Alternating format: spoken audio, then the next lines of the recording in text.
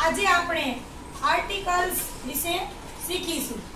અંગ્રેજી ભાષામાં એ, એન અને ધી આ ત્રણ શબ્દોને આર્ટિકલ્સ કહેવામાં આવે છે। એ તો તમને બધાને ખબર જ છે, બરાબર।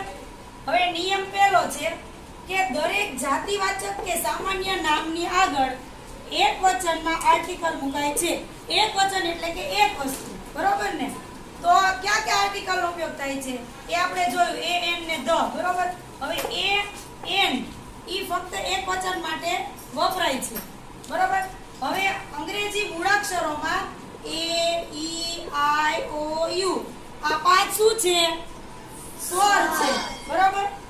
જ્યારે બાકીના બી, સી, ડી, એફ, જી, એચ, જે, કે, એલ, એમ, એન, પી, ક્યુ, આર, એસ, ટી, વી, ડબલ્યુ, એક્સ, વાય, ઝેડ આ બધા શું છે?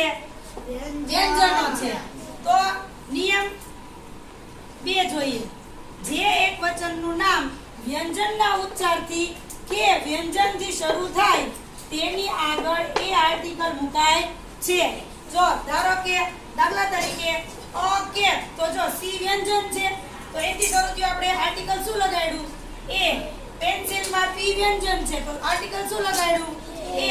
ટેબલમાં ટી વ્યંજન છે તો આર્ટિકલ શું લગાડ્યું? એ। તો તમને ખ્યાલ આવી ગયો કે ભાઈ વ્યંજનથી શરૂ થતા હોય એની આગળ એ આર્ટિકલ આવશે।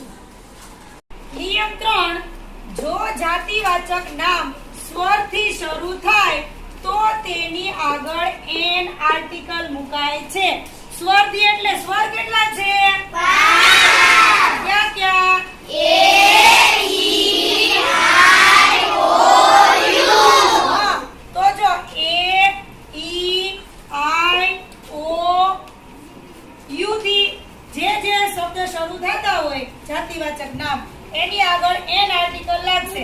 દાખલા તરીકે એન